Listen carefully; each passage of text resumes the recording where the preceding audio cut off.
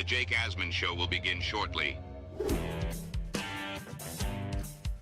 Thanks to all these great Patreon members who help support the show. Get your super chats ready. Jake will be here in just a moment. If you love the New York Jets, this is the place to be.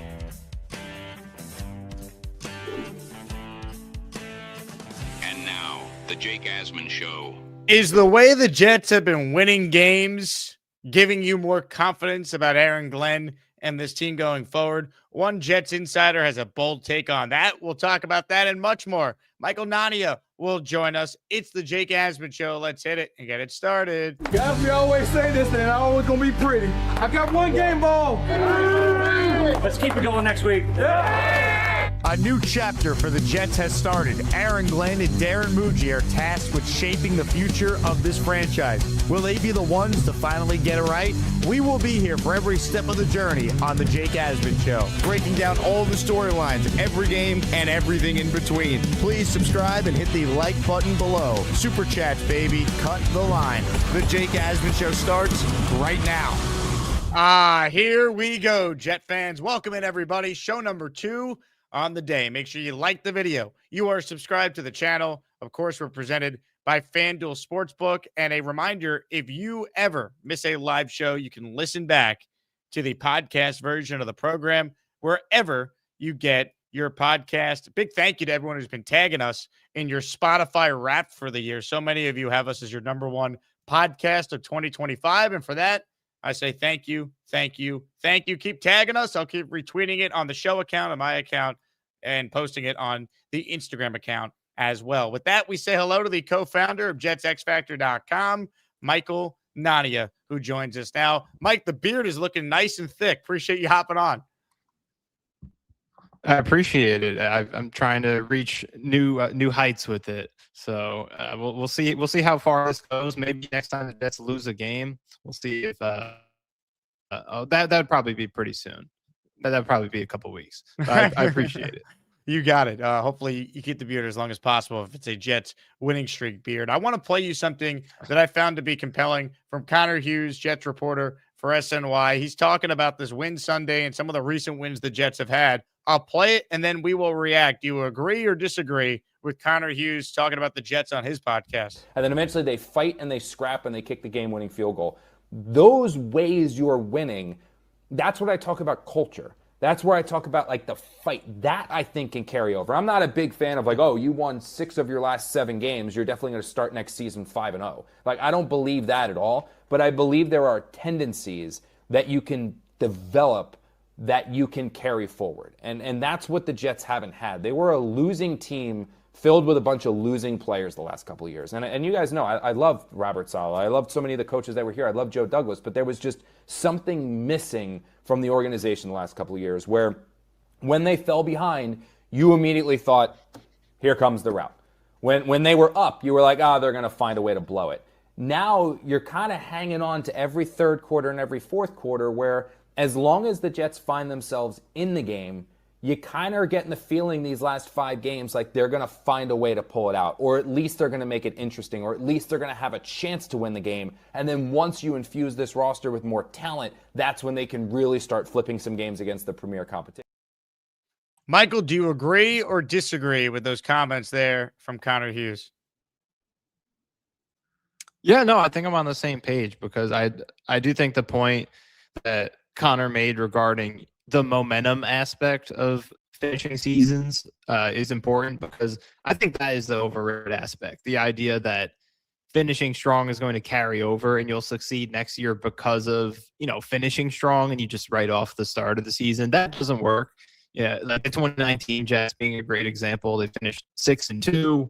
That meant absolutely nothing in 2020. So yeah, I think the reason that the wins with this team can carry legitimate weight moving forward is that the players and coaches involved in these games are going to be here next year, or, many of the players have chances in the future. So them playing well now is positive because it can be carried over into future seasons, especially with a lot of these players being young. They have the capacity to improve. The coaches themselves are inexperienced in their roles, whether it's Glenn or Tanner Engstrand. So there's legitimate sustainability to the success that they have, which is different from past Jet seasons where tanking has been an option. I think in some of those seasons, like you go back to 2020, rooting for losses does make sense because Adam Gase wasn't going to be back. Sam Darnold probably wasn't going to be back. Frank Gore definitely wasn't going to be back. So players like that, it does not matter if you win those games. But in a situation like this, I think there's legitimate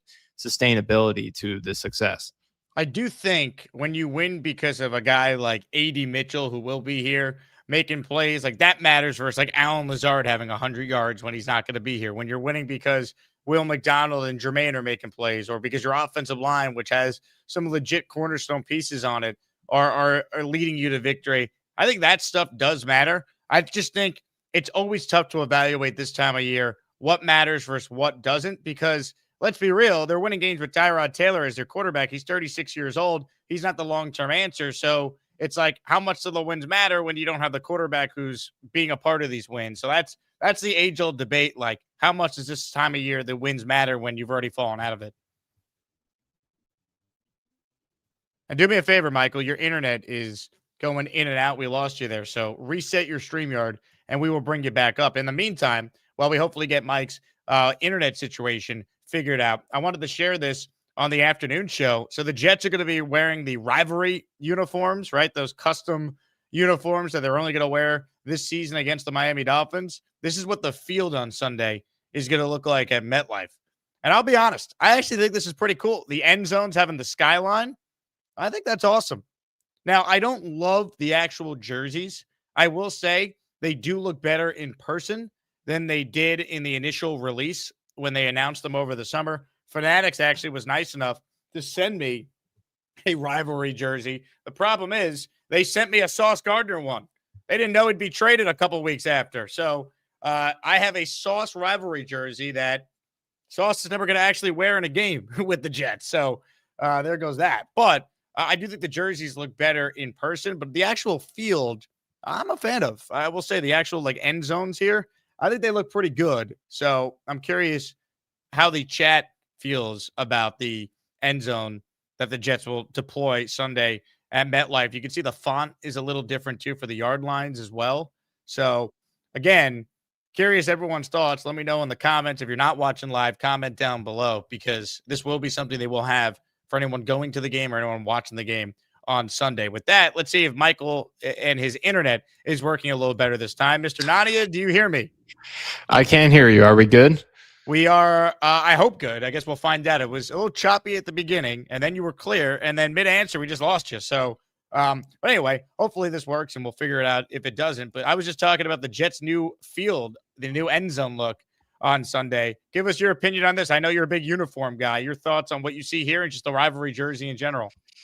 I'm a huge fan of the end zones. I'm curious to see what the uniforms look like in live action. I've had mixed feelings on them. I think it could have been a lot worse, but it doesn't really inspire me in the way that some of these other uniforms have. Like, I really enjoy some of the rivalry unis that we've seen this year. The Cardinals, I thought the Rams looked great. The Bills, the Jets, I don't know. We'll see how it looks once it's actually on the field, because I think there's been a big difference with all of them in how they've looked in game versus, the promotional shots. But the end zones that they dropped yesterday, I love this. And I think there's an argument for keeping that full time. We'll see how it looks.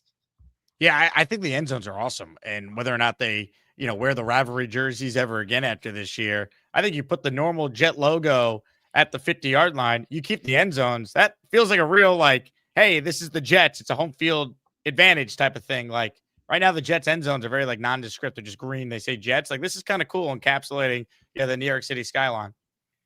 Yeah, I mean, MetLife can use any sort of help it can get at being a home field advantage, having any sort of aesthetic or vibe to it. And it would help when they're good and the fans actually fill the stadium, because we're not getting that right now. But just the whole way it was designed, all the seats are gray. There's no special atmosphere to it. It's very plain. So if the end zones would help it feel more like a New York Jets home game, then I'm all for that. That ship has sailed, says they need a massive Batman statue looking down on the field. I love it. I would sign up for that. DNAT says we should call it the Gotham Zone instead of the End Zone. I'm in, man. Whatever makes MetLife feel more like a Jet home game as opposed to just the vanilla-ness that is the current stadium setup. I'm all for stuff like that. Maybe Nania is too. I guess we'll never know. Ladies and gentlemen, Internet of the Day award is not going to Michael Nania. That is certainly for sure. All right. Comments, questions, super chats. We'll cut the line. Load up your calls as we will hopefully get Mike back on. And if not, the show must go on. All right. Because if I don't talk, I can't make a living. And the show will definitively continue with or without Michael Nania. One thing I did want to cover was the head coach speaking for the first time this week, starting to really focus in on Dolphins week. So let's go to Aaron Glenn, and you will notice that as Glenn is speaking, behind him is exactly that logo that we've been discussing and the new uniforms that the Jets will be wearing on Sunday. All right, good afternoon. All right, real quick on the injuries, here's some things that showed up. So Leno and Brownlee, they'll be out this week. All right, Leno has a hamstring. Brownlee has a hip. All right, so they'll be out. Tony and Harrison, they won't practice today, right? But they'll be good as the week progresses, all right? Obviously, Harrison's getting a rest day. And TA had a groin, right? But he'll be just fine. Quantez is going through concussion protocol, right? But I think he'll be just fine when it comes to that. And then Jermaine and Will, they'll be limited. They'll be practicing, right? So those are the injuries. When it comes to this game, this is a surging team, and there's a couple of reasons why they have been playing fairly well. One is offensively, they've been running the ball really, really well. And obviously the skill player has been doing a hell of a job for them. On defense, you see those guys starting to take the ball away quite a bit. So that's the reason why these guys are starting to play well. But when it comes to us, I mean, nothing changed on what we're trying to do. We're trying to improve each week. Again, I like the result that we had in the game. There was a number of things that we have to get better at. And that's been our focus. It's going to continue to be our focus. And we're not going to pull away from that. There are some things that I did like as far as things that we talk about in our meeting rooms when it comes to a team meeting is, man, the grit that we played with showed up, and the mental toughness that we've been preaching about showed up quite a bit too. So we have to continue on that path, but also improve on some other things from all three phases that we continue to talk about. So any questions? With Miami, they lost Tyreek, they traded away Phillips, they made a change of general manager, and it seems like they kind of rallied. Yeah. You guys, similarly, with the trades of Quinnen, the trading, and it seems like Sauce, and then you guys have kind of gone on a little bit of a run yourself. Is there anything to a team being counted out and kind of look past, like, oh, they're done for the year, and then finding their rhythm? You know what? I can't tell you from their perspective, but I do know from our perspective that there are things that we're trying to do, and sometimes when you make moves like that, you know, people from the outside really don't understand why you make those moves and what you're actually trying to build within your team. And I think our team did a really good job of understanding those things. Listen, players come and go, coaches come and go. But there's one thing that you want to make sure as a team that you do is you keep moving forward. You keep on improving on the things you're trying to improve on. And I think our players did a really good job buying into that. And there's no quitting these guys, and they know exactly what we're trying to accomplish. And listen, our record's not where it wants to be, you know, but the things that we're trying to do, I know for a fact that we're getting better in those things. Can you speak about the best thing you could say for Glenn, who's still obviously learning on the job, and there's a ton of people who aren't sold yet. You shouldn't be. He's 3-9, as he just said. They have continued to play for him, which is a positive sign and something that you want to see these now final 5 games. I mean, there's no doubt. You know, since the Cowboys game, Denver, they should have won, but they were right there against a team that right now is the first or second best team in the AFC, depending on how you feel about them. After Denver, they played Carolina, and Carolina is better than we give them credit for. They just beat the Rams. They're a team that is above 500. After Carolina, they obviously got their win against Cincinnati. They got their win after the bye week, which is not nothing. Even if it is against the Browns, it's the Jets off the bye. So Glenn gets credit for that. And then after the Browns game, they did hang with New England.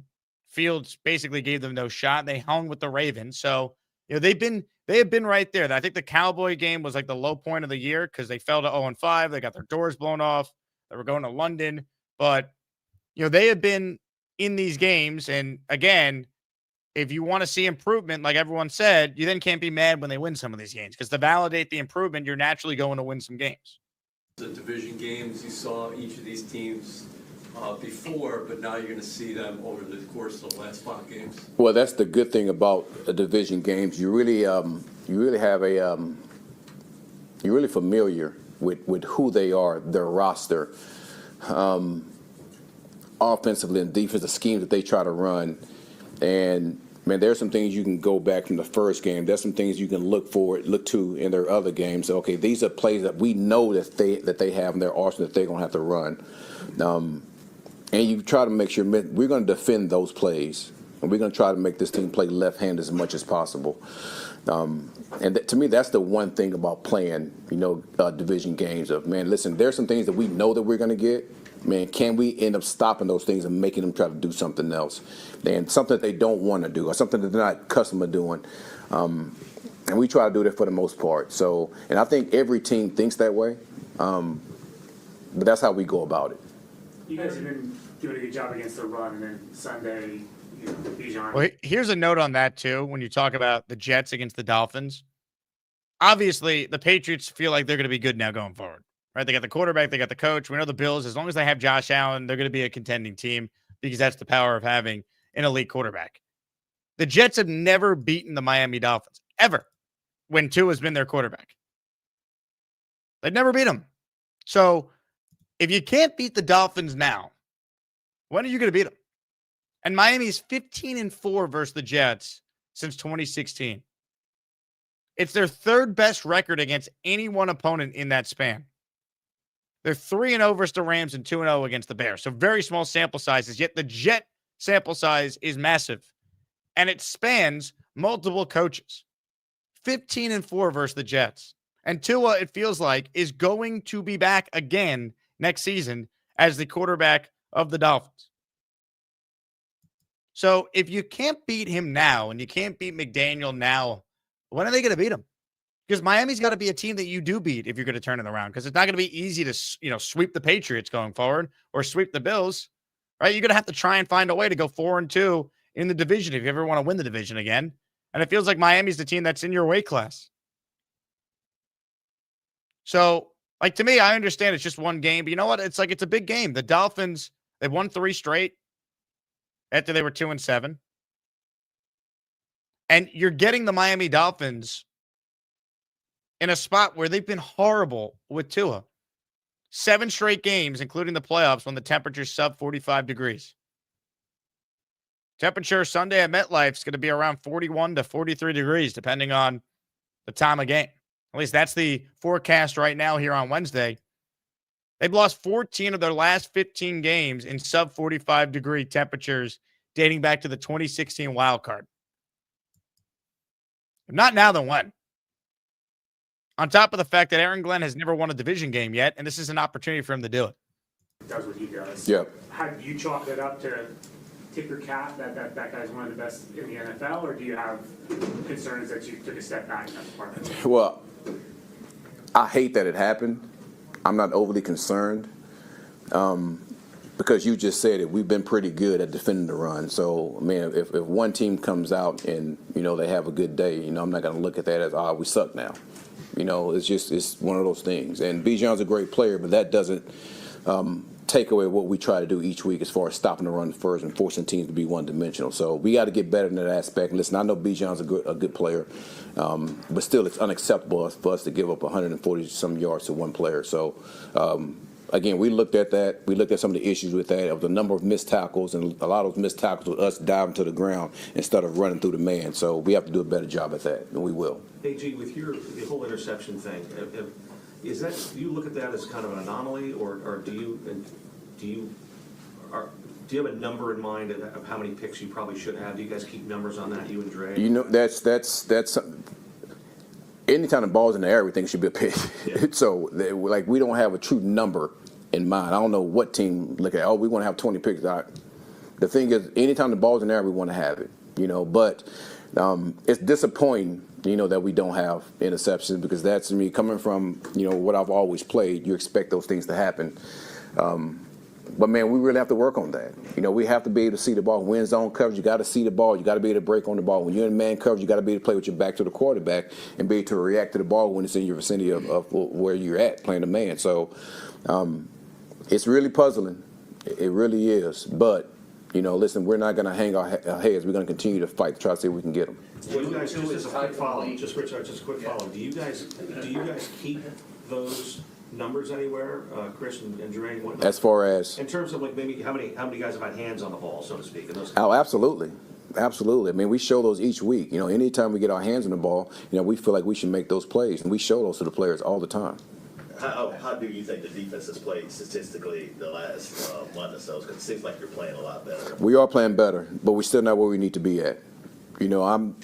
I'm a huge fan of trying to be top 10 in every defensive category, but I know that, sometimes it's not just totally realistic, but we shoot for that, so I like the way that we're trending, but we're still not where we need to be. Aaron, you used the term trying to build.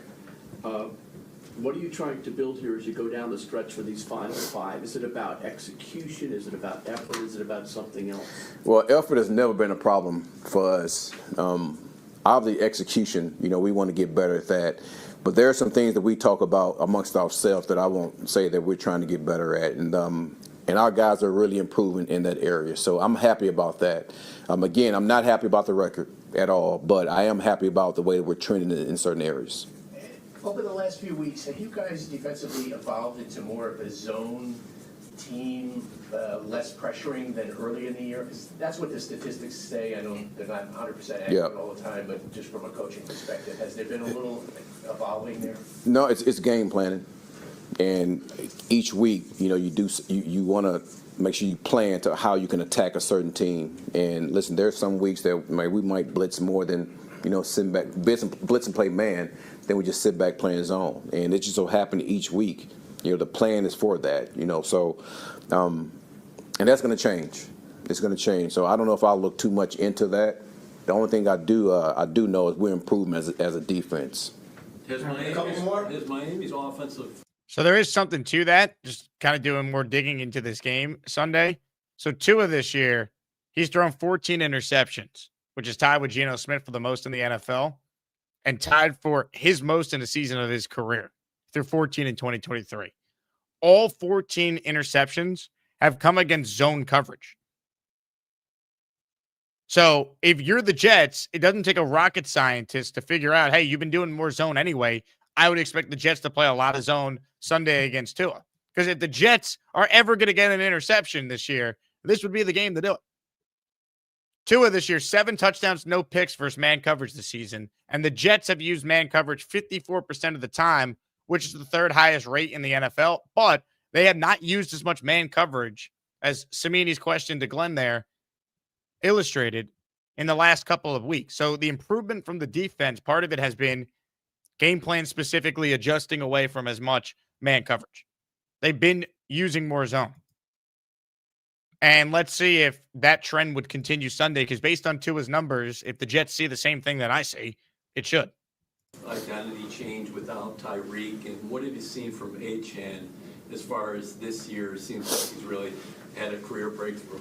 You know what? That's really has what stood out to me when I watched those guys. I don't think it's changed as far as what they're trying to do conceptually, but making sure that Achane get his hands on the ball a ton, especially in the running game, like that's what has a tick up. And again, I think that's the reason why, they've been surging as a team, is he's getting his hands on the ball quite a bit as a runner and making those plays. Because once he get on the perimeter, man, he can circle the defense. He's and you saw that last week, man, he's making a ton of plays. So we got to make sure that we don't allow him to circle the defense. Last one, Connor. Aaron, when we talked to you earlier in the season, you guys, the losses were piling up. I'm trying to ask this the right way. There were a lot of times when we would speak with a conference call or the podium, it felt like even though you guys lost or was really ugly, you were just hyper fixated on the good. And it felt like talking about losses like they were wins in ways. the last couple of weeks as you guys have been winning, it feels like that has changed. Where you're happy with the wins, but it's also the fix end. We're not where we want to be. We're trying to grow. We're just not where we want to be yet. Yeah. It's so good we're not there yet. Is that intentional? Is that a carryover of the way you're talking to your team? I mean, where does that come? Because it does feel like there's a bit of change. I'm trying to really grasp the question, and I'm assuming you're saying early in the year when we had the losses. I was trying to look at the positives. Yeah. You were saying, I think yes. I think that's as a coach. Like, you don't want to sit in front of a team and, okay, we lost. You start to pick out all things. Man, there's always good in every game. And you want to make sure you look at those things. And, man, how do we build on those things? And the reasons that we lost, I mean, how do we improve on those things? So I always want to make sure I talk about that. And when we win, I want to make sure I don't sit in here and think everything is rosy either, because there's some bad stuff that come out of wins also. So I want to make sure that we don't overlook those things, because sometimes you could overlook those issues that you have when you win because you're happy that you win. And I think the good teams that I've been on, listen, we're happy with the win, but there are some things we got to fix, and we don't want to overlook those things from a player's perspective. Thanks, everybody. Good answer by the head coach there. Glenn has been way better with the media the last couple of weeks. It's almost like someone said to him, hey, man, don't need to be so combative. No one's out to get you. You win, you get credit. You lose, there's criticism. It's not personal.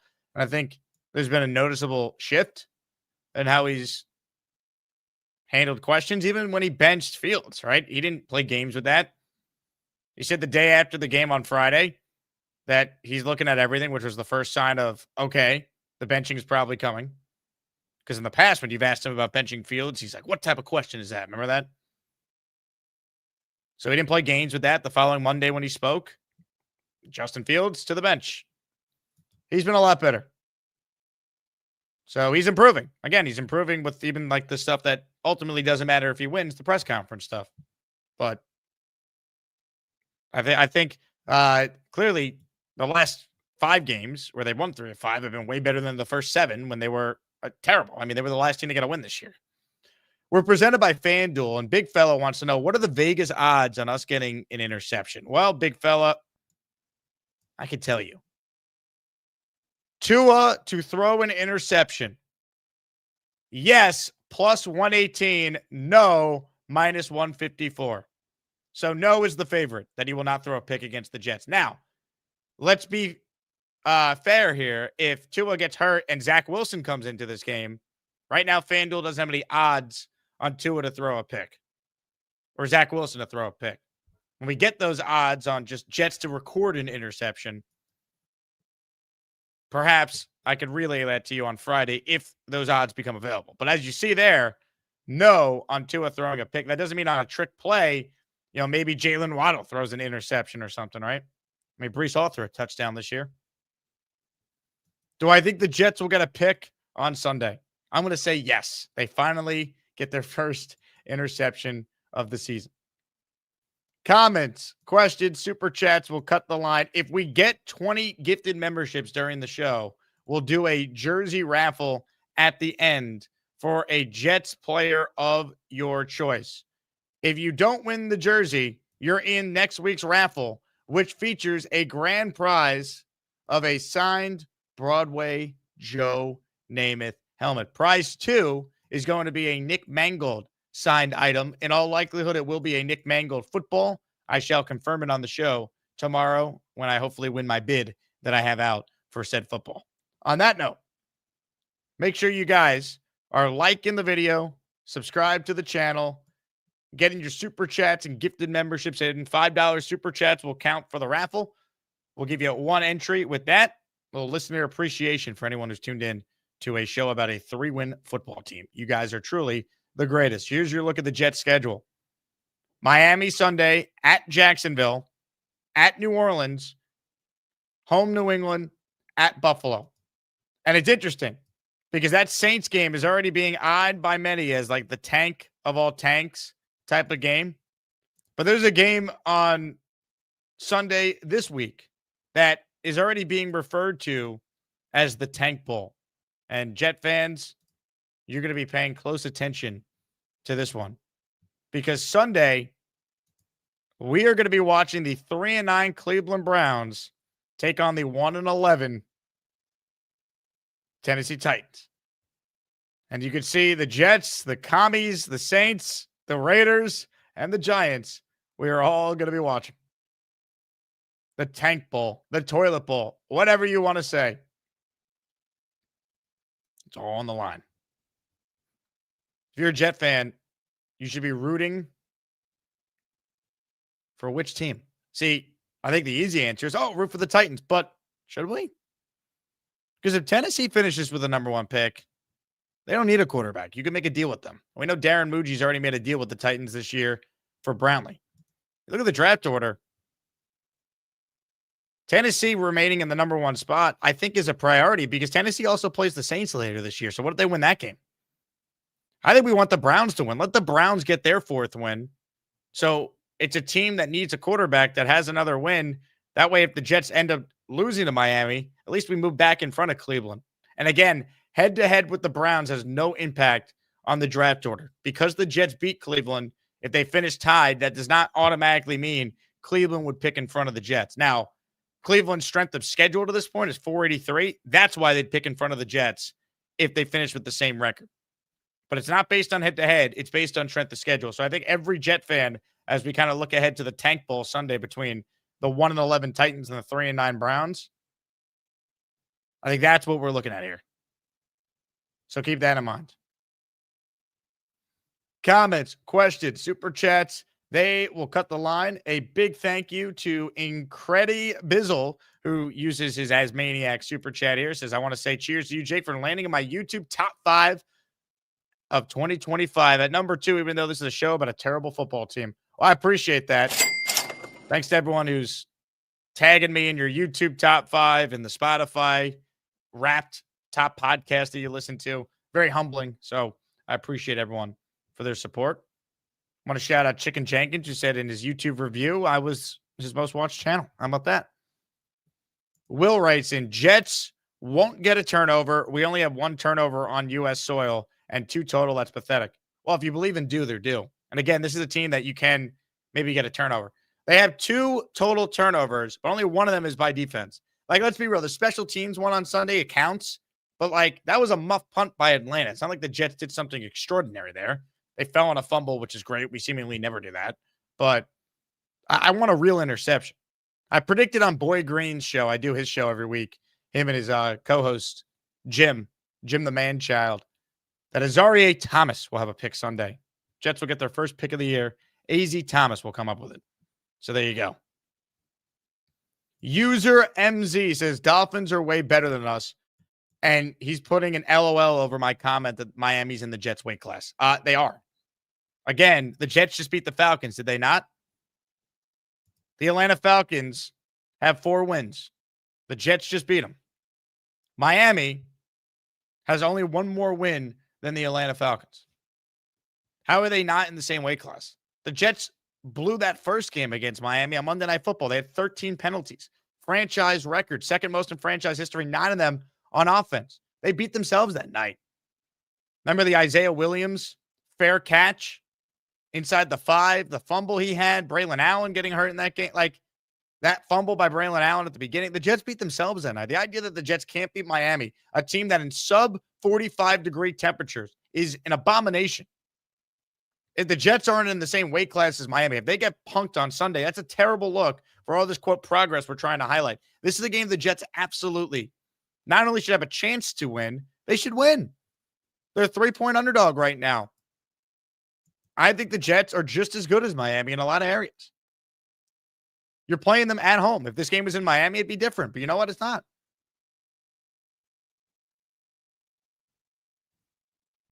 Dave Brigger says, the Jets defense treats football like a hand grenade. I'll tell you what, Dave Brigger was throwing hand grenades at Gary today on the first show. For those who missed it, it was electrifying. Brigger versus Gary. Unbelievable back and forth. Also, Charles Gorman versus the chat. Before that even went down. The first show today was an all-timer. And we've had several all-time shirts. The Crash Jet says, Jake, are you wearing a Beast shirt? You bet your ass I am. That's right. I am wearing a Beast and Little Joey shirt. All right. And by the way, everyone make sure when Beast calls in, you congratulate him. He is a 3-time ear infection survivor. Not many have been through what this man has been through and have lived to tell the tale. Period. End of story. 3-time ear infection survivor. And let's hear from him right now.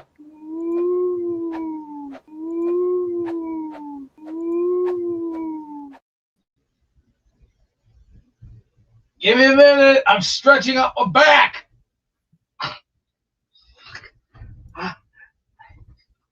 Can't help.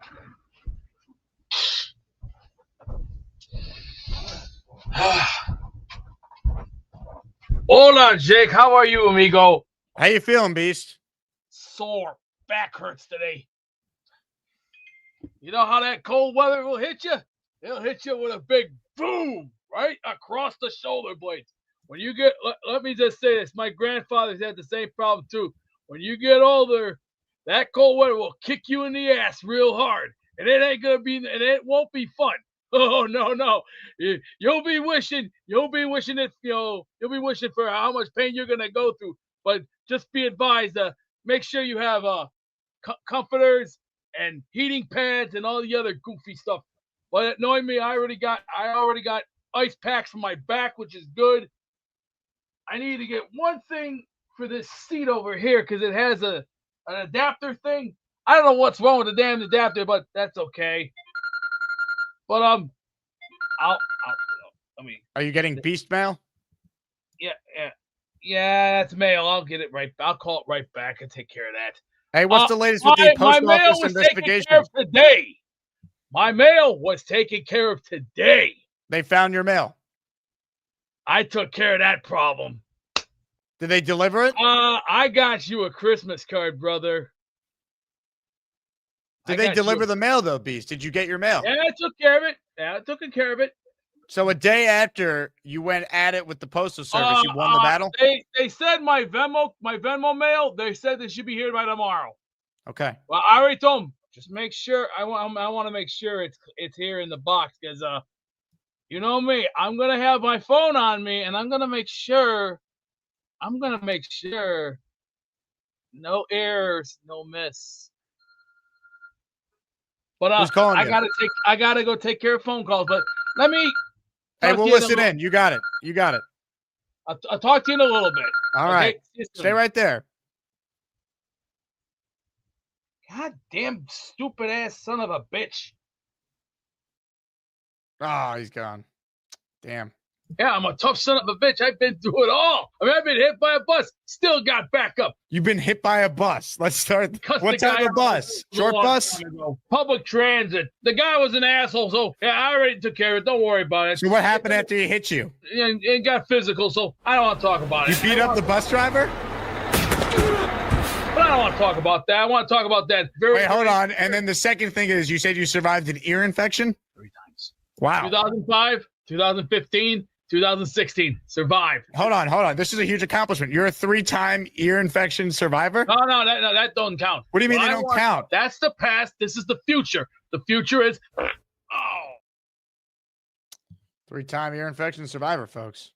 One of the best to ever do it. Comments, questions, super chats, cut the line. If we get 20 memberships, we will do a Jets Legends jersey giveaway, but we have 0 right now, so it's not looking good for that one. By the way, for those curious, the jerseys you could choose from, not that.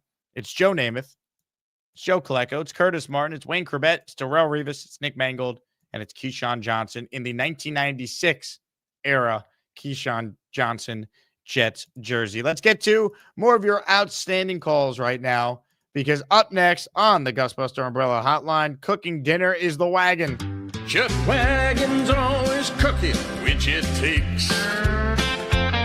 Chuck Wagon's even cooking at the game. Chuck Wagon hates McDonald's, but he's headed home to cook. It's time once again for Chuck Wagon.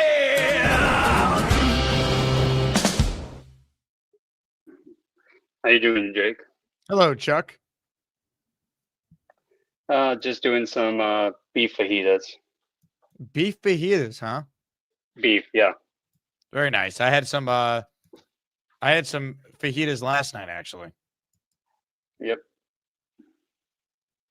So I'm glad to see Glenn starting to sound like a real coach in his press conferences. And like you said earlier, someone must have gotten in his ear because the bull had to stop. So that's always a good sign. Hey, JD's concerned about your cholesterol. Yeah. Says it's good. And I have my next physical in February. So, we'll wait to see. Oh, I have lost weight since. Are we still doing that weight loss challenge? You know what? Andrew C never followed up on that, so I don't know. But I'm glad that you're still interested. Well, yeah. I'm checking it pretty much every morning. I feel like you don't need to lose that much weight, though, Chuck Wagon. You're a physical specimen. Looks can be deceiving, especially with the camera. Now let me bring on my food guy. We'll get his thoughts on obviously what you're cooking there. Oh. What are you making there, Chucky? Beef fajitas. Those look fantastic. Did you salt and pepper those? I used Mrs. Dash, herb and garlic. What was that? I can't understand. Mrs. Dash. Oh, that's new to me. I've never seen that before. Garlic and herb. Oh, I know what you're talking about. That looks good. Yeah. Except I can't have those peppers. Heartburn. That and reaction.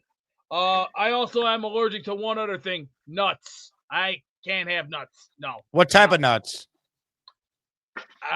The regular, the walnut nuts, and then there's certain other nuts. What about D's nuts? Hey, whoa! Hey, calm your freaky down. Please play that part. Calm your freaky down. Where I don't know if I have it handy here, Beast. You're putting me on the spot. I can't find it. You just said it. You said what needed to be said. Keep your pants on. Now I can't have peppers because I can't. Heartburn. I don't want no heartburn there. You can have omeprazole. That will help it. Well, today I just made tachos. Did you ever try tachos? Is that a combination of taco? They're like nachos, but they're different. You put tater tots at the bottom. That's the base. The ground beef goes on top of the tater tots. Then you put your bacon on top of the beef. But you got to cut the bacon up. Put that in there. Cheddar cheese. A little bit of chive. And then what you do is into the oven. After that's all prepared, hot sauce. You have to go with hot sauce and a little sour cream. That gives it that big. Let me see. Hey, Chuck Wagon, are your kids big fans of the Beast? I think they're scared. Really? Beast is great with children. Hey, I got 2 grandkids, and I got 2 grandkids. I can't help that, and I have a son-in-law and a daughter. As a matter of fact, I already got Christmas cards. One going to this guy over here. I got plenty more Christmas cards to go get, and then I got to send that all out. Then I got to start preparing for other things because the holiday season is almost here. Shoot. Freaking muscles are all damn tight today. I hate that shit. But on Sunday, let me just say this on Sunday. You know what we're going to do to those Dolphins? We're going to baptize those Dolphins, and we're going to do a lot of cooking. So I'm going to be getting the grill ready. We're going to be cooking hard. We're going to put some chicken on, and we're going to make a stuffed, first time ever, a stuffed pepperoni pizza.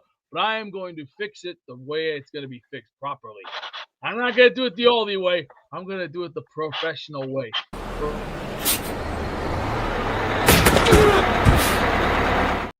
Absolutely. Whatever that means, I can't wait.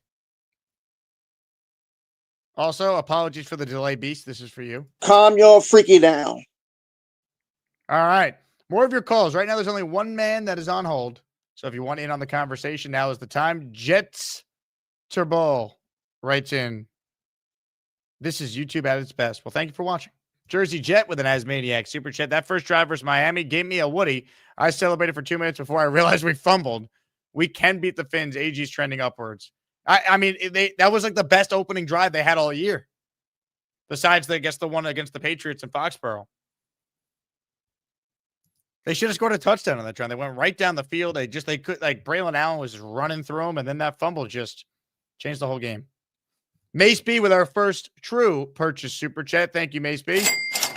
No reason why this time next year talking about Jets playoff seedings rather than the draft, right? I mean, that's the hope. Better be. They better at least be in the hunt at this time next year. Players love Glenn, and he doesn't want to tank. Yeah, look, they got to. Their players don't tank. They try and win games. Clearly, there's no doubt about that. Ladies and gentlemen, back to your calls. We go. I've got my eye on you. Checkmate me full screen. It's fireball whiskey time. David motherfucking T.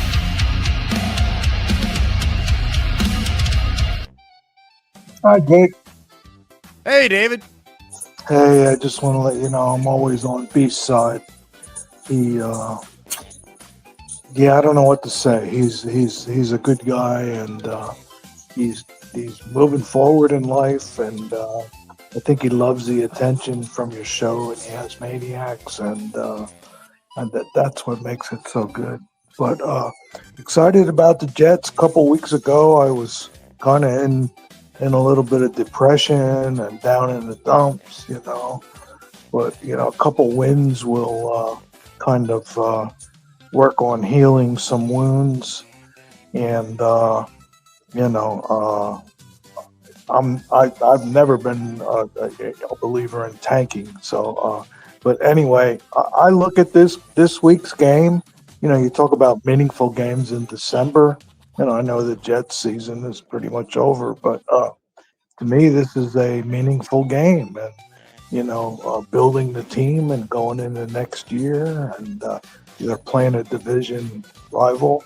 You know, so let's go Jets. Let's squish the fish. Squish the fish. Let's fry their asses, David T. We're coming after everybody. Yes, sir. Also, David, it sounds like you're quoting the great Herm Edwards. You play to win the game. Oh yeah, I was never a believer in tanking, and they're professional athletes, and you know the younger fellas especially, you know they're fighting for their jobs, and you know I just believe, you know, if you don't play hard and play tough, you're almost asking for an injury or whatever, you know. I mean, that's why they're there. That's why they work so hard all their life. And you're not going to play to lose the football game. You know, you do it with pride. Ladies and gentlemen, a prideful man, David T. Hello. You play to win the game. Well said by David T. Well said. Comments, questions, super chats, cut the line. Let's see. Did I miss anything I wanted to hit on here? User says, should have traded G5 at the deadline. No, absolutely not. Garrett Wilson should not have been traded at the deadline. He's a cornerstone player they need for their rookie quarterback next year. He's proven to be quarterback proof. Why would you trade? What are you getting for Garrett that would be better than keeping him? I don't care if you offered me 2 first-round picks for Garrett Wilson. You need a number 1 receiver. You have that. And now you have some decent depth receivers on the depth chart. Maybe you do have a number 2, but you certainly have at least a number 3 and a 4. I think in Mitchell and Mechie, and then we can add another player to that room. Maybe another tight end to complement Mason Taylor, re-sign Brees. This is today's dumbass comment of the day if I've ever seen one. Come on. Should have traded Garrett Wilson at the deadline. What are we doing? They thought by bringing Aaron Rodgers in, that would make things better. It has made things worse. Listen to yourself. You sound demented. Just go away, please. I can't stand it anymore. You're a neo-maxi zoom dweeby. I'm gonna stick my whole fist up your ass.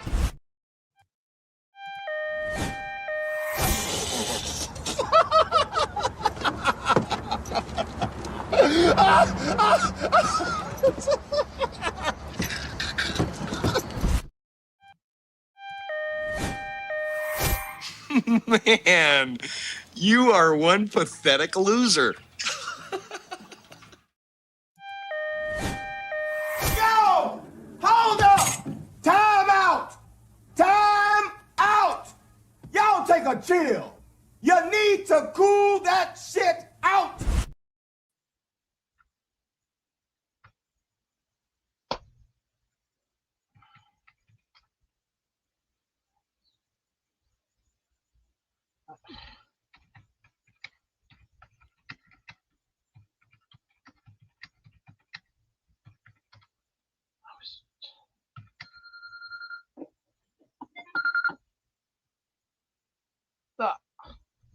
My phone just did that. Like, what the hell?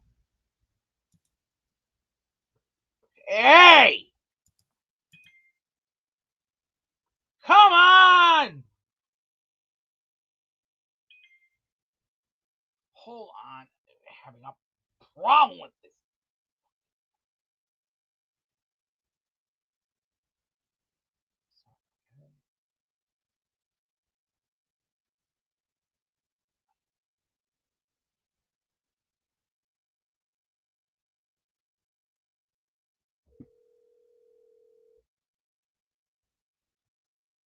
All the pieces come together in a season, it can be absolute perfection, folks. Because that's what I'm thinking. I'm thinking the Jets, led by Zach Wilson, will fucking suck ass, guys. Who else enjoyed that little visit down memory lane to stupid town videos of the past? All right, I need some calls here. There is nobody on the line. And if I can't depend on our 3-time ear infection survivor for some entertainment because he's taking all these calls, I really don't know what to do. Comments, questions, super chats, get in on the action right here, right now. And a reminder that we have a not full-sized, we have a signed Joe Namath helmet. We have a signed Nick Mangold football as prize too for the weekly raffle series. Super chat here. FPP. One Punch Briga KO'd B-Mac and now Charles. I mean, FPP, did you see Briga versus Gary on the first show today? That was just an all-timer. Beast wrote in, look, the ear thing is too much. Why, Beast? You're a man's man. Anyone who could survive 3 ear infections, we want to celebrate your accomplishments on the show. Will says, did you have fun at the Ranger game? Not at the result of said game, but I was in the ESPN suite for the game, and that was a lot of fun. So good to hang out with some work people. Food in the suite at the Garden is top notch. Better than the MetLife suite, which I've been in for a game before. Let's see. I know what we should do. Can we get a dinner update from the Wagon? Where are we at, Chuck? It's really good. Okay, thank you. Back to Beast. Beast, you good? Can we all not talk about that thing from 10 years ago? Because I don't want to talk about that again. Well, we're not talking about it. We're just acknowledging you survived. In 2015, there was one Christmas that really made me want to cry because I had nobody give me anything for Christmas that year because I was in so much pain. I was in pain. I don't want to go through it again. Okay, so right now I got to take care of his phone call, but I will talk to you in a bit. What exactly does that mean? You're in pain. I'm not following. Chuck Wagon, you following? Not really. It's really hard with Beast. Okay. Thank you, Chuck. I hug him every day. I hug him every day.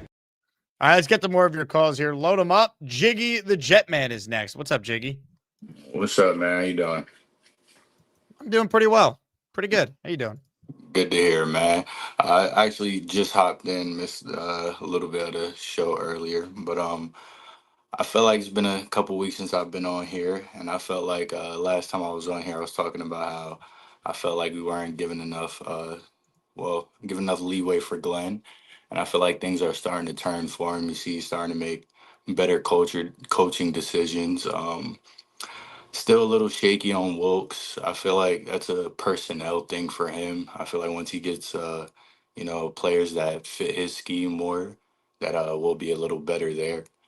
Sherwood isn't stepping up to that contract that he got, and Quincy he is coming back, but don't know if they're gonna bring him back next season. So hopefully Wilkes can get some people around him, like his own personnel, if they do actually end up keeping him. And then as far as Engstrand, my bad. As far as Engstrand goes, I feel like once he gets Garrett, get some quality quarterback. I think Tyrod is playing well right now. Maybe, if he can stay healthy, be a bridge guy.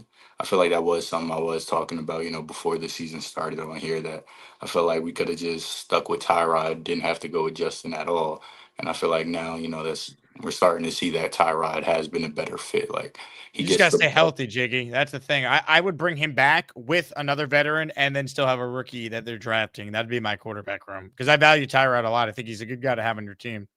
Yeah, 100%. My only thing is like this class of quarterbacks is like very up and down. Like you hear things after 1 week. It's like, Mendoza's having a phenomenal year, which he is having a great year, but it's like, is that going to come into fruition into the league? I mean, I guess that's with every rookie quarterback, but I feel as if, if we at least wait, don't use that first pick to grab a quarterback, use that for an actual offensive piece that can, help Garrett, help Brees, or, a DN or a D lineman, or maybe even a safety, you know what I mean? But something that's going to help the team rather than, the quarterback is going to help the team, but I don't think any quarterbacks in next year's draft are going to dramatically help, you know what I mean?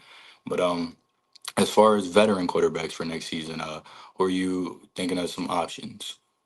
I think veteran wise, to me, it's a very slim list if you're talking about like trying to acquire someone you actually want to start that you can win with. I don't buy the Joe Burrow stuff.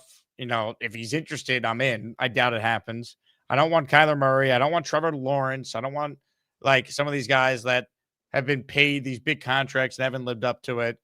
Like to me, it's veteran, you sign, maybe you re-sign Taylor, and then you got to draft someone. And again, to your point, you could say, I don't know if Mendoza's going to change things. He shouldn't have to, but they got to get someone in the pipeline that's starting to develop.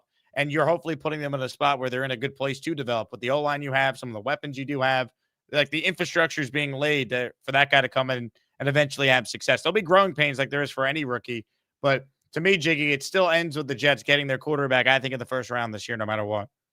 So you definitely think at least one pick in the first round has to go to a quarterback this year? Yeah, and it doesn't need to be their own pick. It could be the Colts pick for all we know. Maybe they like a player with their first one, and then honestly, if Indy keeps collapsing, that could be a top 18 pick. If they miss the playoffs, it's automatically in the top 18 if the Colts miss the playoffs. That's what I'm rooting for right now.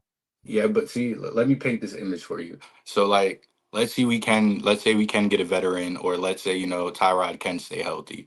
We get another wide receiver, or we get, another DN or D tackle, two foundational pieces in that first round, and maybe draft a quarterback in the second or the third, just a potential rookie to maybe shine some light in the season. That way, this culture that Glenn is setting in, by year two, that culture is set. So that way, when we do get to that 2026 draft or 2027 draft, all we have to do is, try to find that quarterback and then, plug him into that culture that he has already set. I feel Yeah, like, but who's that guy though? And also, like, how do you know they'll be able to get that quarterback a year from now? I mean, that's every year. I just feel like it'll be easier once, we have a locker room that fully has a culture that plays for each other. So that way they can rally behind that rookie. I feel like going into What Glenn's, would stop them from doing that next year, though? And one thing you said is, Tyrod stays out. We can't guarantee that, though, which is why you bring him back with someone else. And look, the one thing they could do, maybe they do someone in the second round if they don't like any of the first round guys. And it's just like, so you have some young guy, but that gives you the flexibility to then go back into the draft in 27 early if it doesn't work out. It's a lot of risk they're taking. What if they go out there and they finish, let's say they win 5 games this year, then they win 6 or 7 next year. Is 11 or 12 wins through 2 years enough for Aaron Glenn to definitely get 2027 no matter what? I'm not so sure. So I feel like they got to get a quarterback this offseason they could point to. Now, I definitely think they should get a young quarterback. I just think that the first round pick should be, offense and defense minus when I say offense minus the quarterback position, you know what I mean? Like at this point, our offense right now, it looks like when Justin was in there, we don't have a quarterback that can get the ball out of his hands. Like, just get the ball out of your hands. That's all we need at this point. Like, Mechie, he has some drops, but you can see he's getting himself open. Like, Justin Fields isn't letting the ball go, and these people are having the space, so he's not trusting in his receivers. At this point, like, we can get a second, third round quarterback that is going to put the ball in these hands. I don't know what it is with Justin. I don't know if you can, though. Like a second and third round guy, the odds go down that guy could step in and play right away. Like that's hard, man. You got the most of the quarterbacks in the league are first round guys, and any of the guys who were starting that were not first round picks or even second round picks, like they usually waited a year before they got a chance to play at the bare minimum. Like look at Kirk Cousins, for example. Look like Dak ended up starting as a rookie because there was an injury in front of him. So I'm trying to just think of the guys who like Brock Purdy needed injuries for his opportunity. I'm just thinking of the guys who are like, it's rare for like a non-first round guy to really just get a chance and play. So you're looking at a veteran bridge for most of next year. Yeah, no, that's a good point. But that's why like you said, you bring in that veteran, you keep Tyrod around so that way, just like this season, with the Giants, Russell started off. I know Jackson was still, a first round pick, but he was the end of the first round, which is my point. Like it doesn't need to be their first round pick. There could be a guy they like that slides to them. They don't have to trade up and they could take him, or maybe they package the Colts pick and another pick to move up a few spots just to make sure they get definitively their guy. Remember Houston, they wanted Will Anderson and CJ Stroud. So they took Stroud with their own pick. They packaged the extra first they got in the Deshaun deal to make a deal with the Cardinals to move all the way up. So they could also get Will Anderson, who they coveted too. So there's so many different ways for them to still get a quarterback this year if they like someone. I think the risk in waiting till 27, it's a huge risk. And to your point on building up the team, I don't think it's one or the other. I think they have $100 million in cap space. I think you look at their premium picks, even if they traded up, they still would potentially have 2 2s this year. They have 3 first rounders in 2027 to supplement the roster. So whatever they don't give up, they have such an excess of picks. You're not going to have to trade all of them to move up in a trade to get your quarterback. Or who knows, maybe they just stick and pick and there's a quarterback they like that's there. I just think they need to get a young quarterback on the team early this year. So you go into next year, at least having that guy in the pipeline, starting the development. If you don't take someone, you go into year 3 where Glenn's got to win because he's not surviving a third straight losing season and he's got to play a rookie to win. Most rookies struggle. It's not going to be easy to expect to win with a rookie quarterback. He has a third straight losing year. Is he getting a 4th year? No. So like, that's why I think they're under pressure to get a quarterback this year that they could point to. Have you heard anything about Brady Cook on the inside at all? Or not really? Not really any news about him? I have not heard anything beyond what Glenn said the last time he was asked about Cook, that they have a plan for him. He didn't rule out him playing at some point this year, but I only think it happens if Tyrod gets hurt. Gotcha. And how do you feel about Glenn's coaching the last couple games? It's been better. It's definitely been better. There's still some things you don't love. You don't love the way they ended the game Sunday, right? With the 12 seconds left and the confusion there. And like that would be a big talking point had they not won. But the best thing I could say about Aaron Glenn, they're playing from. They've been in all these games. There's been no quit. They won after the bye week, which showed me something. It's definitely been better. Am I a believer? I can't at 3-9, but I definitely think he's improved. Yeah, I was watching some all 22 of Angstrom and some of his offensive plays, and it's even Tyrod is missing some of the scheme things that are open. You know what I mean? Like Mason Taylor, he's open on a lot of his routes, not getting the ball early. Like I don't know what's going on, but I think that our coaches, they are starting to roll in the right direction.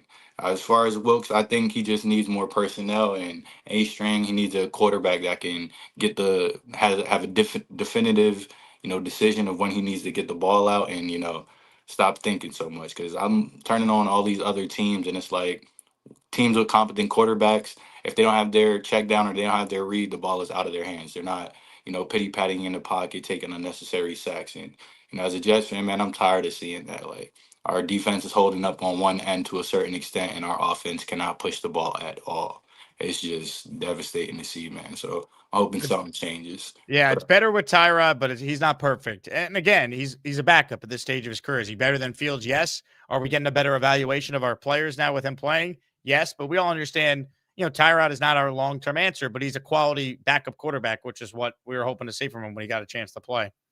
Yeah, how do you feel about well, we haven't really seen it yet, but I feel like Garrett Wilson and AD Mitchell, I feel like that's going to be a crazy duo right there. I like it. There's so much potential there, and I hope we don't see it till next year, though. To me, I don't need to bring Garrett Wilson back for any of these games. Like, I know what he is. We're evaluating the rest of the team. Let him get 100% healthy, and let's go into next year with Garrett ready to roll.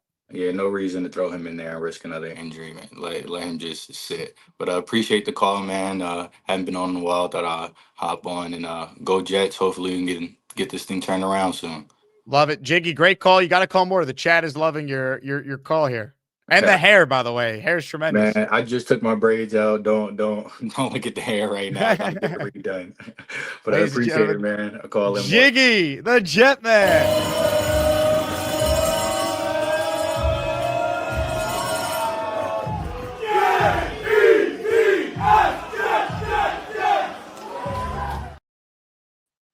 Welcome aboard, Jiggy. That, my friends, that's a professional phone call. That's what we need. You got feathers. Ton of feathers. Go. Ooh, let's go here, young fella. Let's go ahead on tonight. There's a great coach right there. On the outside, now just saying on the inside. Wow. This tactic right here. This tactic right here, man. This big granny now. Big granny. Come here. I like the celebration. Like falling down, dear brother, go play again. All right, go. And great things. Keep that 11 play out. Keep that 11 play out, man. Keep that 11 play. I say it's time to turn on stuff right now. Let's go score. But attack. Attack. Attack. Let's go move. Tell you, let's go make the ass play right here, Justin. We're going to make them pay. I see him on you. I throw a red flag, but not like that. Let's start. Let's start. Good job on that catch, brother. Right handers. Now we got time right there now. We got to get ready to kicking now. What the hell is that? I wouldn't do anything like that. That's crazy sounding. Beast, anything you want to say to your unlicensed therapist? I'm on the phone trying to get a hold of USPS. They lost some of my mail. Oh, shit. Ask to speak with an American. Does anybody want some okie dokies? No. I didn't get that. Please listen to the options and choose the one closest. Daily Mail. Sorry. I said I'd like to speak to an agent, please. 632, is that correct? C. Sorry, I did not get that. I said yes. Sorry, I did not get that. Street West. Thank you for taking the survey. This will be a brief 5-question survey to gain feedback on your automated experience. Please listen. Please tell us how satisfied you were. It's been lacking, and you're lying to me and making me look like I'm an idiot. How likely are you to recommend the USPS, with 0 being not at all likely and 10 being extremely likely? So far, we're looking at it 2 because right now it's very lacative. It's very unappreciative. How would you rate the ease of use of the automated system? I'm going to say 1 because lately you've been very slow. You're very out of touch, and you guys ain't doing a great job. You're doing a lazy, piss poor job, and it's not that good. Lazy, lacative. I apologize. I want to speak to an agent now. Ask for Spanish. They'll give you a Spanish number to speak both languages. This is like talking to a machine on drugs. I know. This is what a failed state looks like. This is why I can't stand deliver like the this. packages to where they're supposed to go. They can't do it. Goddamn lazy. This is what managed decline looks like. This is a failed state. You guys think that they blasted someone onto the moon, but they can't deliver a package. I'd like to speak to an agent, please. Now. I said now. Ask for Spanish. El por favor. They just hung up on me, sons of bitches. It's because everything is, AI, artificial intelligence. Where's of the mail that I'm supposed to have delivered to me? Are you trying to hide something from me, or you just trying to, take off with it? Well, I don't know who you are referring to. There's going to be some consequences. Do the job, or if you can't do your job, get out. So who's lying to you, sir? Why do you guys do this? Even computers are even complicated for me nowadays. Even when you try to do a background on your computer, you can't even do that anymore. Where is my mail? And I want to know why it's not being delivered. And I'm telling you, I don't know why it's not being delivered.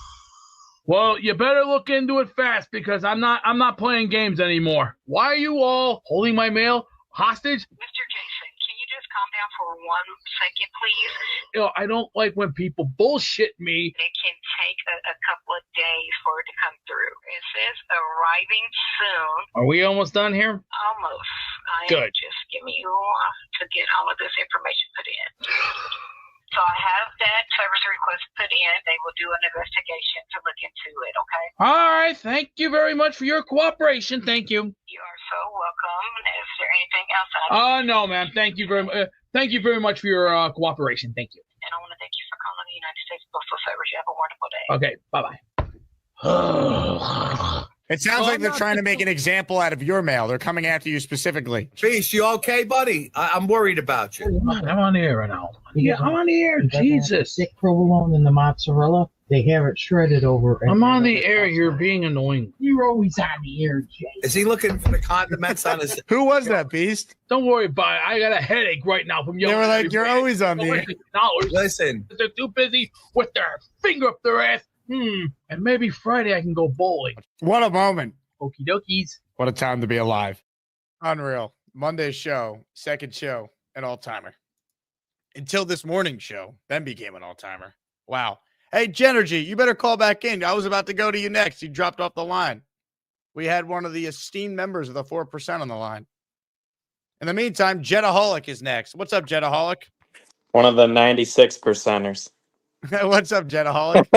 Well done. What's up? Anyways, if I want to start off, like, man, it's what a difference with Tyrod over Fields. Like, holy shit. Like, I know the Fields truthers are gonna, blame stuff on the Jets wide receivers or offensive line, even though the line's been good. But like, Tyrod's actually, capable of producing a functional offense. And like you've been saying, everybody else has been saying, we actually can evaluate our young talent, and that's honestly probably the most important thing right now.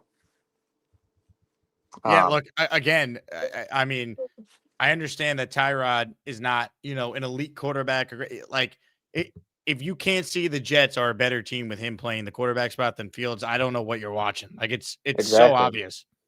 It makes me wonder. I mean, obviously, he probably would never play a full season, but it makes me wonder how many more wins we would have if he was actually healthy for the whole season, because I feel like we would at least be in the hunt, like maybe 5-7, 6-6, which for us, like, that would be awesome. Like, for Jets fans, that would feel like a godsend.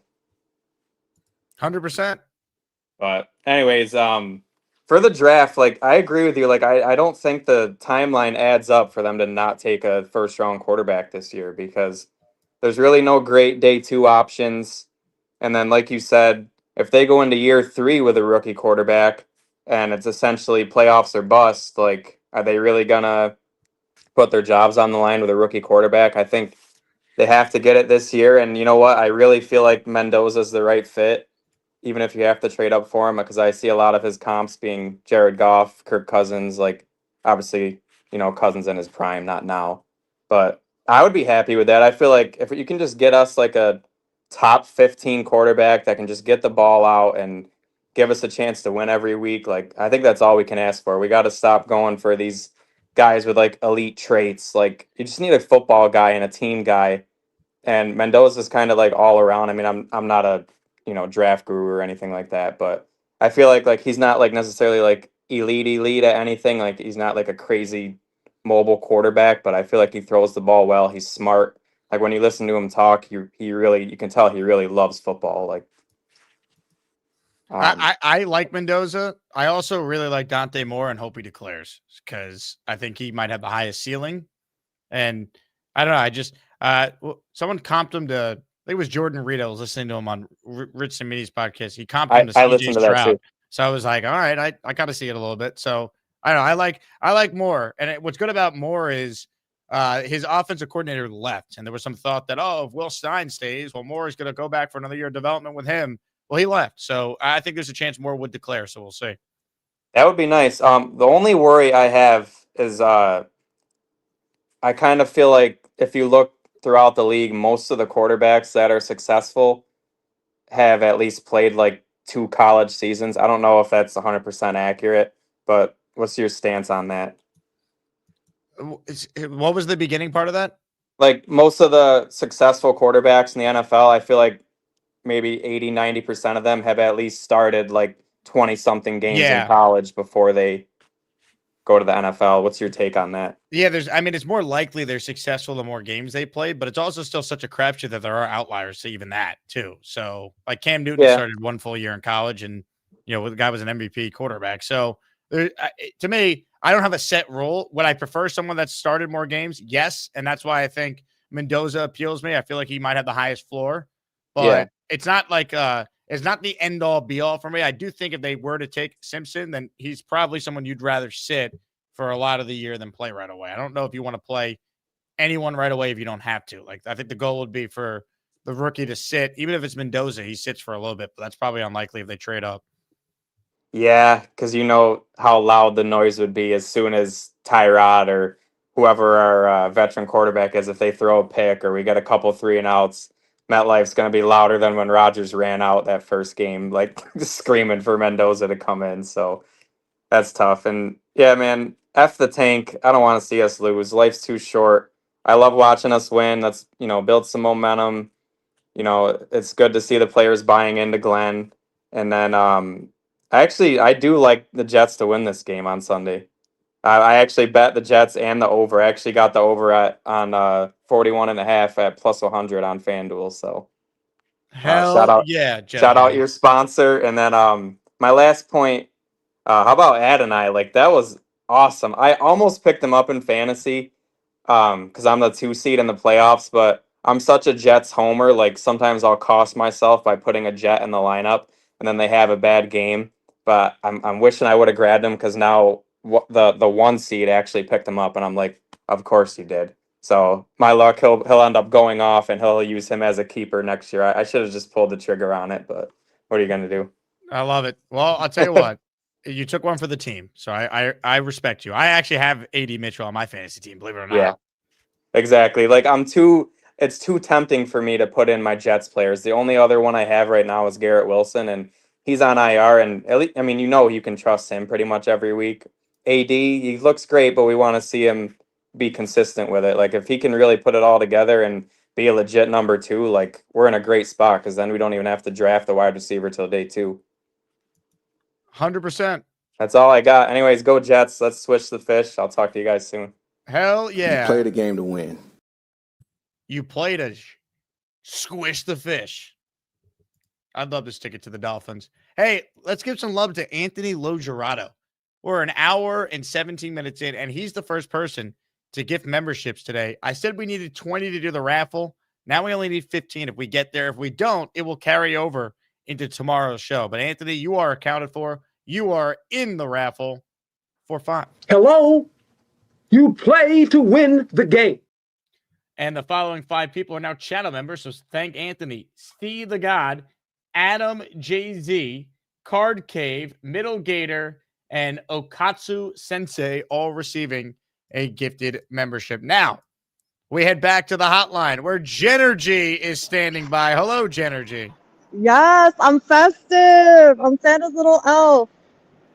Is today the tree ceremony? Is that why? Yeah, it is, but right? I ain't. Are you? Yeah. So the tree lighting is today, but that's not why I got this hat on. It actually lights up, and it was sticking up before, but then it stopped. So. Anyway, look, I got the ambiance. I was like waiting. I'm like, come on, Jay, put me on.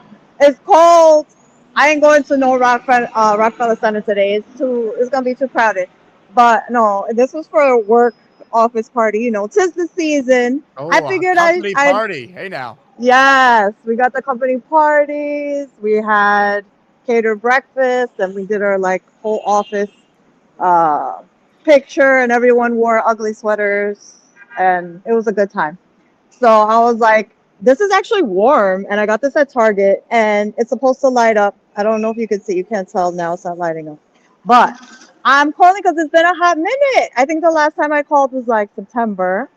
and like for your birthday, I think that was the last time. That's crazy. Is that really? So You definitely have called before then.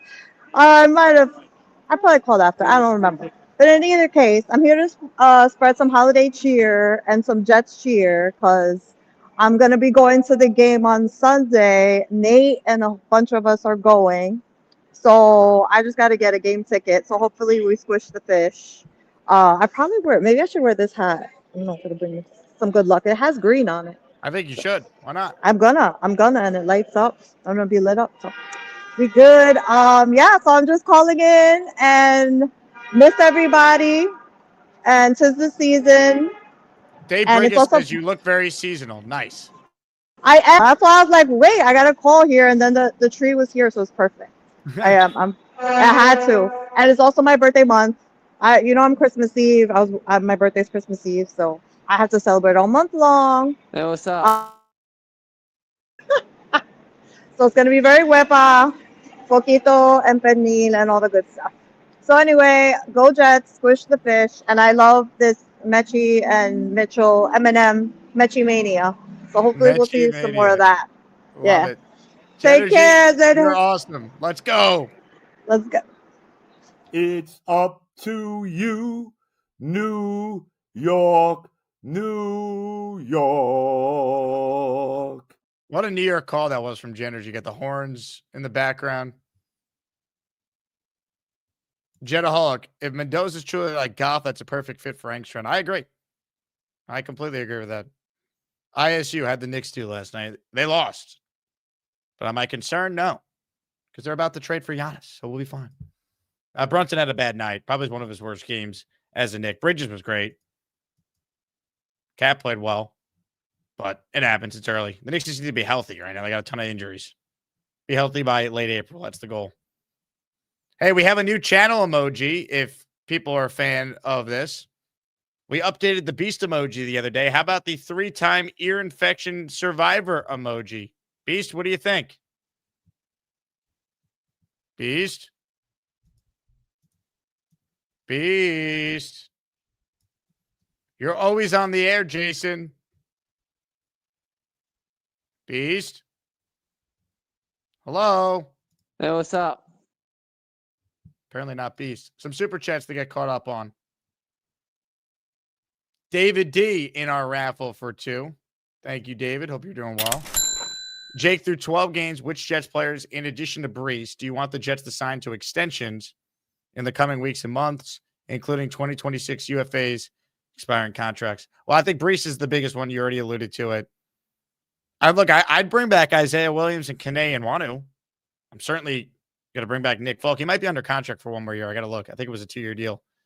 I'd certainly look to keep as much of the special team core as we could, within reason. Other guys I'd want to bring back. Mechie's a restricted free agent. I think he'll be back, right? They'll tender him a contract and they'll get him. So he'd be someone for sure.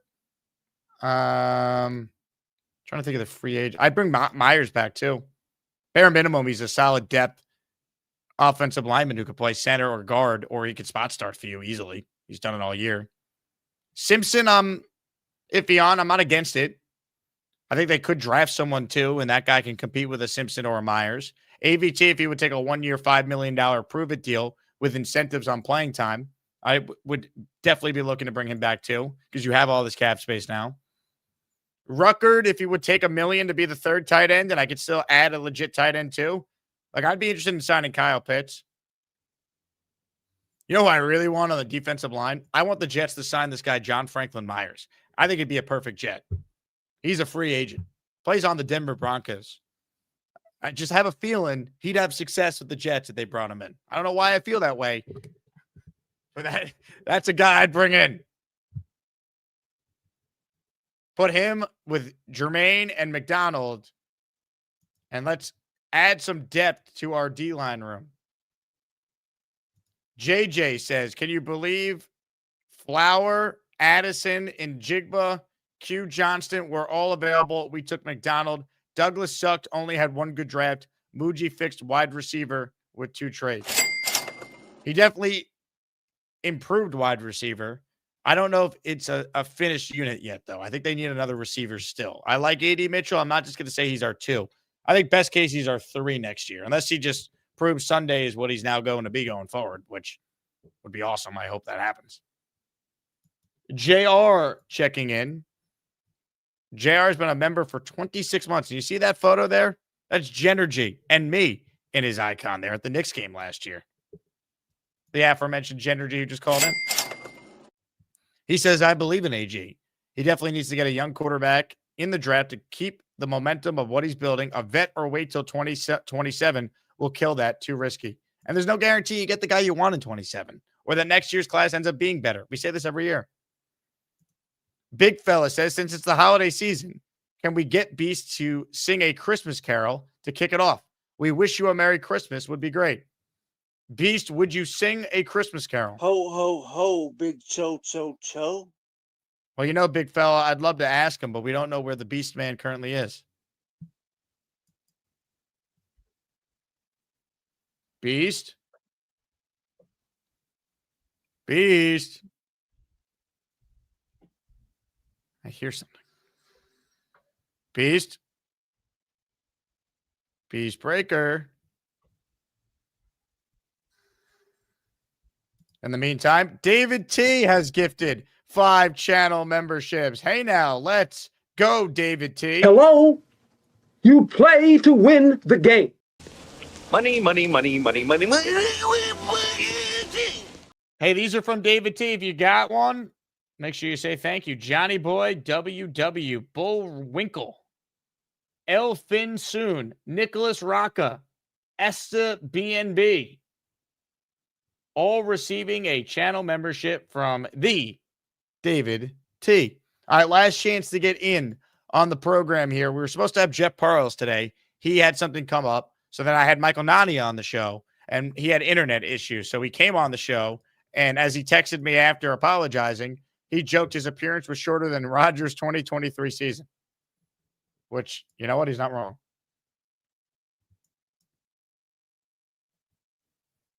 Sean says that Beast is eating mom's meatloaf. Sean, why don't you call in? You were so upset I couldn't get to you yesterday. I've had open phone lines this entire show, and here you are not calling in. So what do you want from me, Sean? Call in or forever hold your peace. Rob says 5 picks in the top 70, quarterback and 4 defensive players. I would not do that. I would still use the premium picks on offensive players. You got to score points and surround your quarterback with as much talent as possible. You could do both. I need the quarterback, receiver.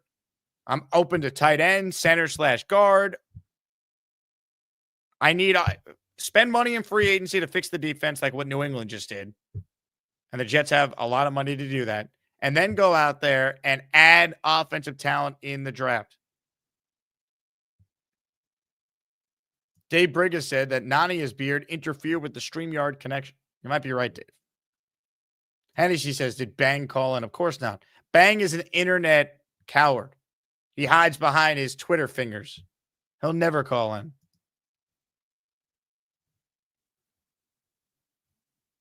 Sean Bennett says he just got home. Well, Sean, you should call in. Also, you write in Sean, S-E-A-N, when you call in, but I'm confused because your YouTube name is spelled S-H-A-W-N. So which version of Sean is it?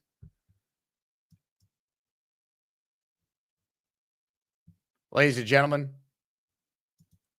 I know what we should do. We should head down under where Craig and Jake the Snake are standing by. What's up, Craig?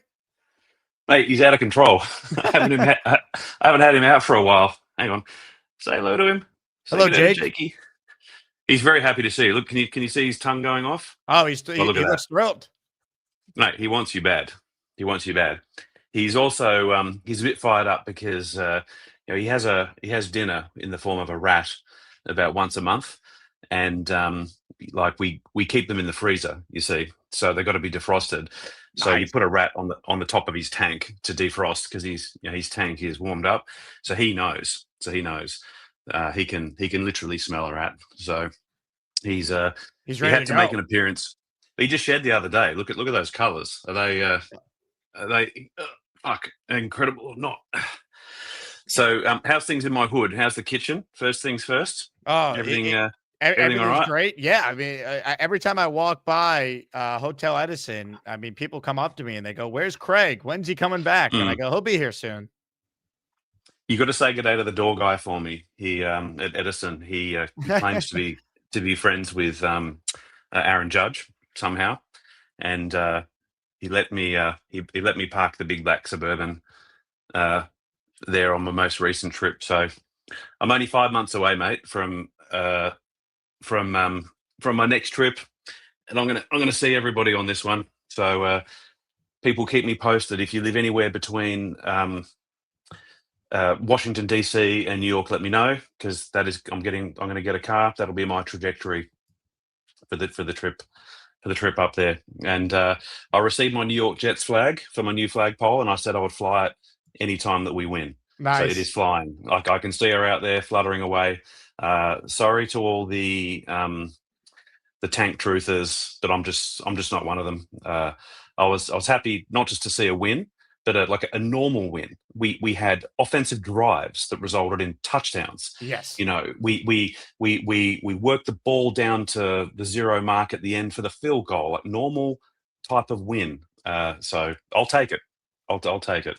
I'm with you. It was nice to see. Just like it's nice when you call in, Craig, and you always bring something unique. Like today, Jake the Snake. Who knows what next time it will be? You never know. Well, is that a better view? Oh my God. And how do you know? Like, how do you know he's like a harmless snake and not like a poisonous one? Like, what is the like? Well, what gives it away? Like, what from a normal snake versus one that's dangerous? I don't want to go all Steve Irwin on you, crikey and all that.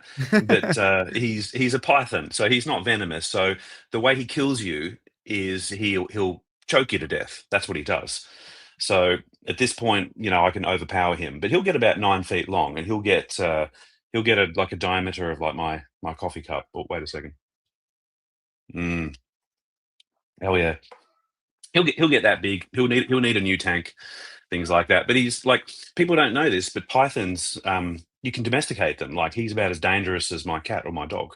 You see, it's just when you reach into the tank to grab them, you can't take them by surprise, because in that the instinct is you could be a rat, and they might give you like a test bite, which won't bother you. So I just I let him know that I'm there, and he's good, and then he comes out and he likes a good pat. And different snakes have personalities. I've had multiple snakes over the years, and they're all different. So I'll bring him to NYC for the next trip. He can be around my neck in the Cybertruck when I drive from DC. That's amazing. How common is it in Australia for people to have pet snakes? I wouldn't say it's common. They're out there. The people are out there. So you start talking about it, and someone will say, "Oh yeah, I know a guy." But summer has started here. It's about 95 degrees today, and the poisonous snakes are out. My mate next door said he saw a massive black snake out the front the other day that buggered off up his driveway or something. So we have to be careful, mainly for like if they're going to bite the animals and stuff. So that's crazy. I'm not into keeping venomous snakes. That's not my thing. I see. I can promise you that. That's good to know. Yeah. Well, say good day to the door guy for me. Tell him he'll remember me. Just tell him the red-headed dude from Australia. He'll remember. I will. And he'll let you use the bathroom, for example, because it's for guests only.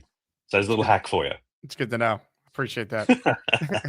Very good. We'll go the Jets. Let's fry the fish on Sunday. I want another win. I don't care anymore. I really, really enjoyed a normal win, I have to tell you. It was good. Let's go. Ladies and gentlemen, one of our best callers down in Australia. Summer has begun. Craig and Jake the Snake.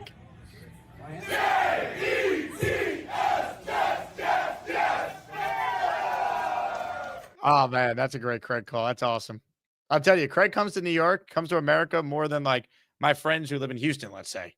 Can't even get them to come like once a year. Craig comes like twice a year at this point. It's unbelievable. Sean says, I'm out. Have a good night. Sean, you got to call in right now. All right? Enough of this nonsense. All right? You call in right now, Sean, and we will discuss the Jets together. And if you don't call in right now, I never want to hear that, oh, I'm disrespectful, I'm not putting you on. I put on everyone. But if you don't call in, I can't put you on.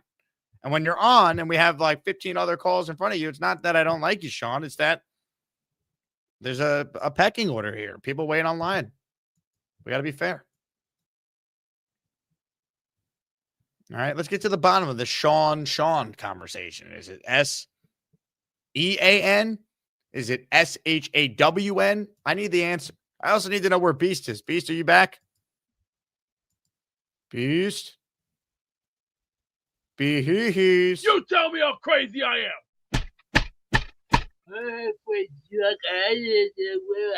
I just took 4 chair headshots.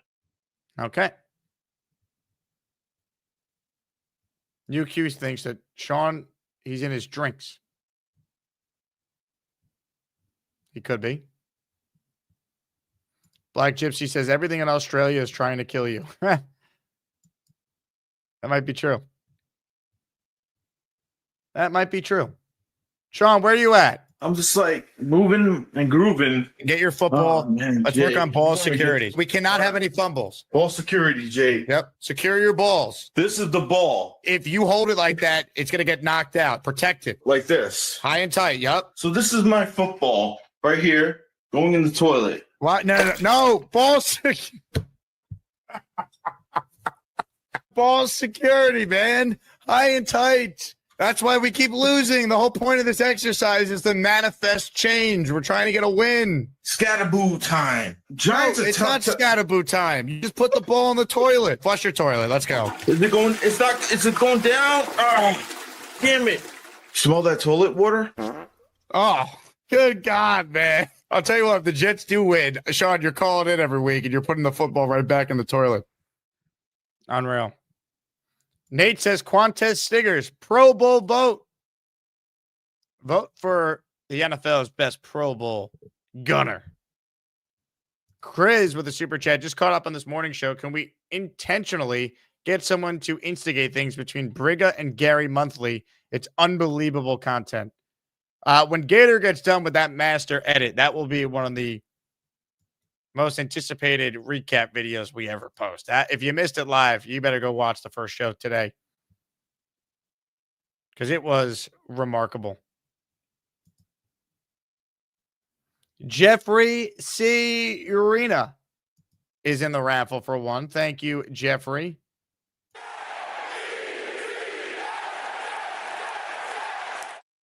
Big fella earlier wrote in, since it's the holiday season, can we get Beast to sing a Christmas carol to kick it off? We wish you a Merry Christmas would be great.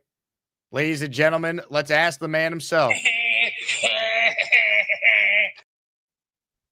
I'm a guitar. I'd rather play guitar that way, a lot easier. See, learn from Chris Caffrey, learn from Alex Skolnick. We wish you a Merry Christmas. Wait. And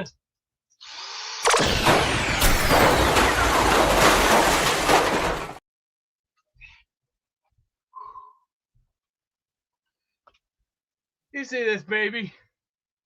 It's almost 20 years old. It's been beaten up thousands of times. And we're gonna support that baby. Let's crank it up. Shall we, boys? Wait here. Hey, why don't you answer? Hold on. Hello? Hang up on me. Let's crank up some metal, shall we, girls? We can't see you. Let's turn on the voltage. We're gonna crank this up. Get ready for the ride.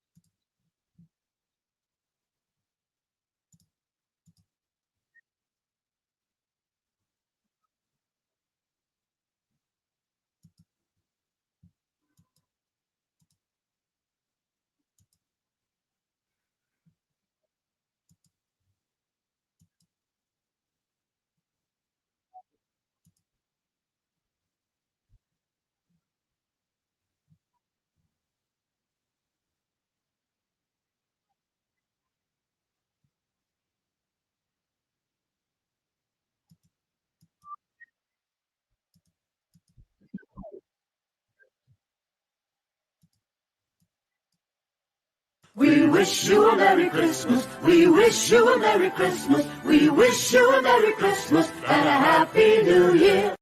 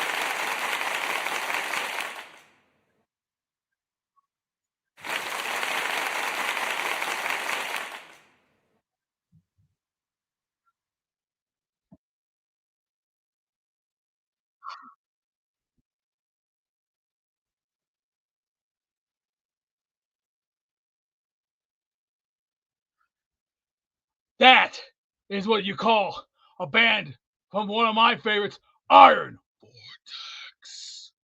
Heavier, bigger, better, faster, and even cutting edge. Look them up, ladies and gentlemen. You want real metal? Go to Iron Vortex. Come on down if you have the guts. You ain't got it?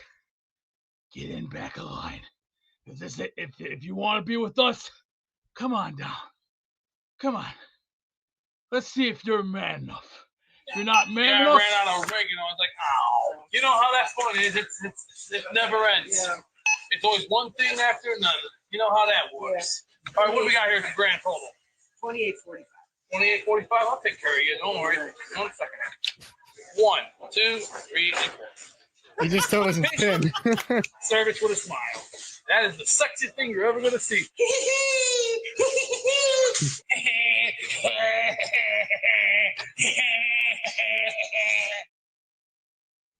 That, my friend, that was a little Ranfield back in October. See, everybody has its own differences. See, there's images, there's reality, and then there's science fiction. I see. Science fiction is not real. Just remember that. Nonfiction is real. Look it up and go to the library. You might find some good books there. Hey, Beast, are you going to win as Maniac Madness this year? As my grandfather once said, one day at a time. One. Who's gonna be the best of the bunch? Yes, Maniac Madness. You get to pick the ones that make the show rock. Oh, yeah. Gonna be quite the tournament. All right, that's going to do it for me. Fun show. We'll be back tomorrow. We got O'Leary on the first show. We got DT on the second show. I want to thank everyone who tuned in. You guys are the best. We'll keep the content rolling even in December. Even when there's only 5 games to go and the Jets are 3-9. But hey, they've won 3 of 5, baby. We will get back into it tomorrow. I'll talk to you guys then. Again, thank you to everyone who tuned in. Thanks for the calls. Couldn't do without you. Thanks to Michael Nania for 3 minutes of magic. And I'll talk to you guys tomorrow. Enjoy your evening. JETS. Jets, Jets, Jets. My mother wants to know who I'm talking to. I'm on StreamYard, Mom. I'm on YouTube. Hey, Mom! The meatloaf! Charles, you're the best, dude. I can't. Mom, the meatloaf. The meatloaf! Mom, meatloaf. We're here with Charles Gorman. Charles, you're about to get into your Uber, which I called for you specifically to leave Don Jose Mexican restaurant. Give us the breakdown on the night. Did you have fun? I had a good time. People were very nice. The food is good. I'm sorry I couldn't stay for long. My parents wanted me to be home at a certain time. I know I'm a grown-ass man, but their house, their rules.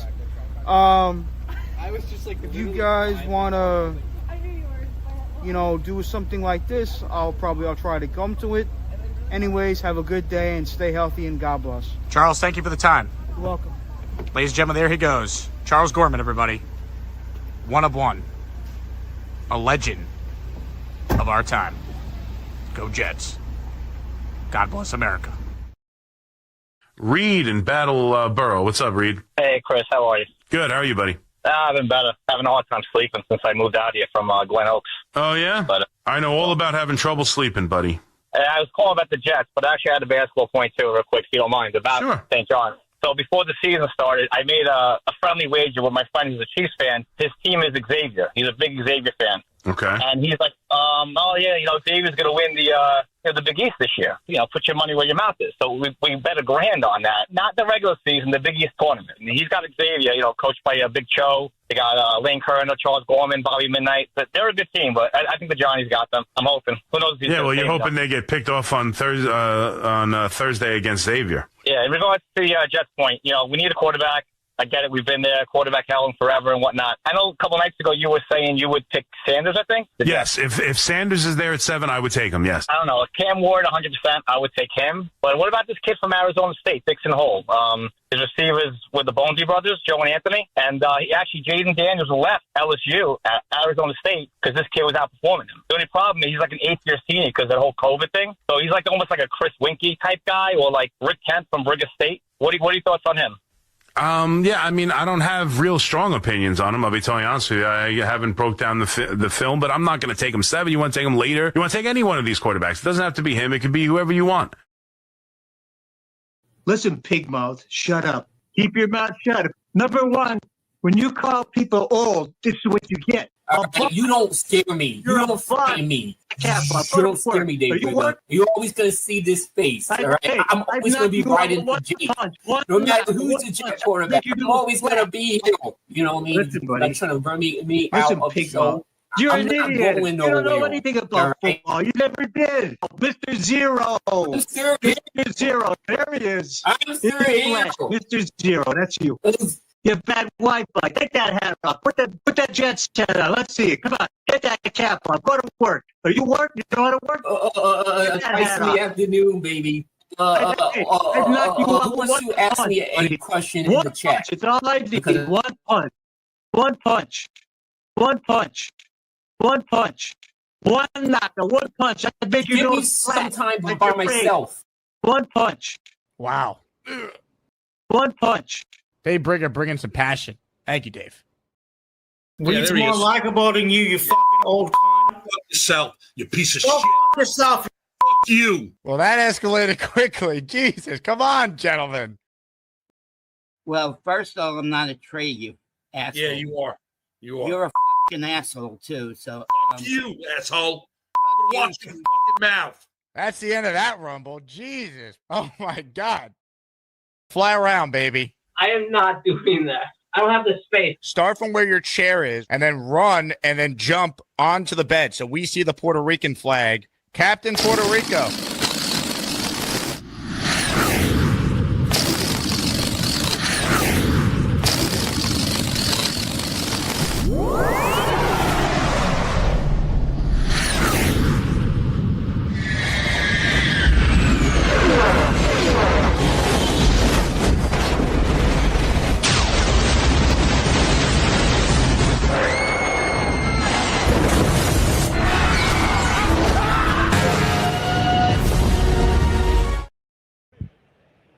Hey, Jameis, would you come to the Jets? They might need a quarterback. Yeah. Jets, Jets. Ladies and gentlemen, our exclusive interview with now friend of the show, Jameis Winston. Hey, here's the deal. Just got no chance unless you click on that like button. And you got to make sure you subscribe to the Jake Asman Show. You don't, you can get the f*** out. Now let's go, Asmaniacs. We're built for this shit.